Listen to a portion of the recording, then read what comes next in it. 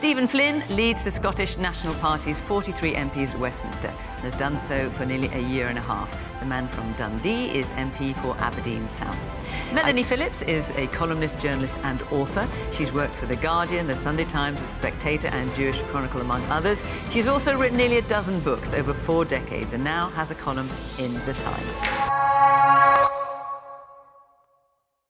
I live mainly in Israel. I come here a great deal. I am British. I will always be British. And it is a tragedy beyond measure that so many decent people, well-meaning people in Britain, have got this completely the wrong way around. What's happening in Gaza is indeed a tragedy. War is terrible. Civilians are killed. But what Stephen has just said is so distorted and so untrue.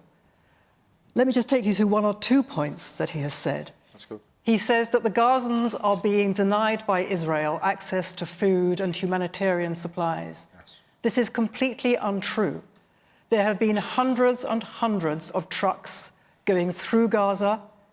There have been hundreds of trucks stopped by from going through Gaza because the food is being stolen by Hamas. The Gazans themselves are saying this. You laugh because you don't know. I am telling you. But hang on. Melanie, in fairness, the UN says that not enough trucks are being allowed in and that children are dying of starvation. You've got UNICEF saying children are dying of starvation. The UN has had its own operatives in UNRWA, the Relief and Welfare Organization, who are members of Hamas, dozens and dozens of them. They are entirely compromised. OK, so just, Melanie, I'll let you speak, I promise, but just to be clear what you're saying, when you've got the WHO and the UN and the EU humanitarian chief saying there is famine in Gaza, you're saying that's not true. You can go on YouTube and see pictures of the stocked food markets in Gaza. Why are you laughing? Have you seen them? Have you seen them? Actually, have you seen these Melanie, video pictures? I have looked at some of them. They don't have timestamps on them. I've got to point that out. So I don't know when these pictures were taken. OK. I mean, if you have proof that they were taken in the last October... if you want to look at pictures, Melanie, I'm quite happy to send you some pictures and videos of civilians being bombed and slaughtered at the hands of the... Let's let Melanie make it. I'll show you some videos. OK. If you want to talk about slaughter, Stephen, you accuse Israel of indulging in collective punishment. You talk about October the 7th and how abhorrent that was. These are crocodile tears by you. Your hypocrisy is outrageous. Epic. Hamas, let me finish. Let her finish and then I'll let you come back. Let me finish. That was merely the start. Hamas and Hezbollah have said they intend to kill every Jew and wipe out the state of Israel. If you had your way and there was a ceasefire now, there would be more pogroms and more slaughters of Israelis. The Israelis do not want to kill Palestinians in Gaza. It's the last thing they want. Hamas have made the Gazans into not just human shields, but cannon fodder.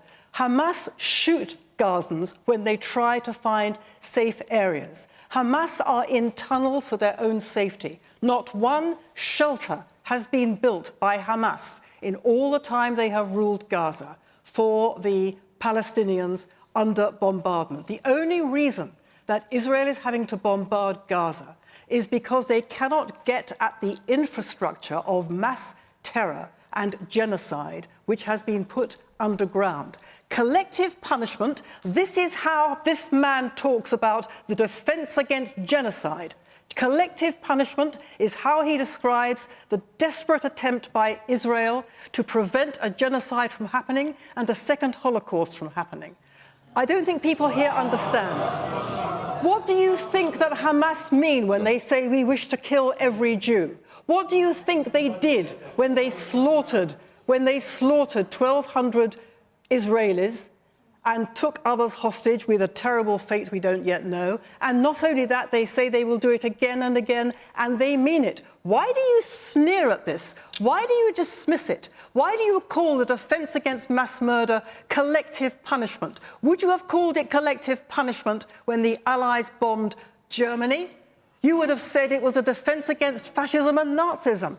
Israel is trying to prevent a second Holocaust. That is not an exaggeration. That is what is threatened. You don't understand, I'm afraid. Well-meaning people here have no idea what it's like to be in Israel. Not only is it a very small country, there is virtually not a single household that is not personally touched by this.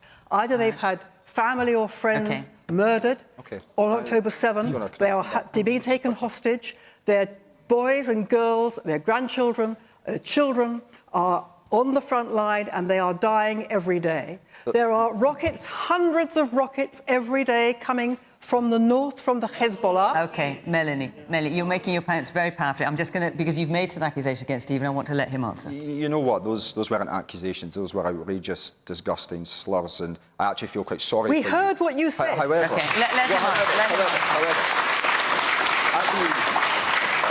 at the invitation of a member of the Israeli embassy in London, I sat in a room alongside some of the families of the victims of October the 7th and watched the raw footage of what happened. And I don't think I slept for the best part of a week, but I have the ability and the personality to be able to differentiate between the horrors that occurred and the response by Benjamin Netanyahu, the unjustified and unconscionable response of the Israeli government. And I genuinely hope with all sincerity that one day you can too. All right,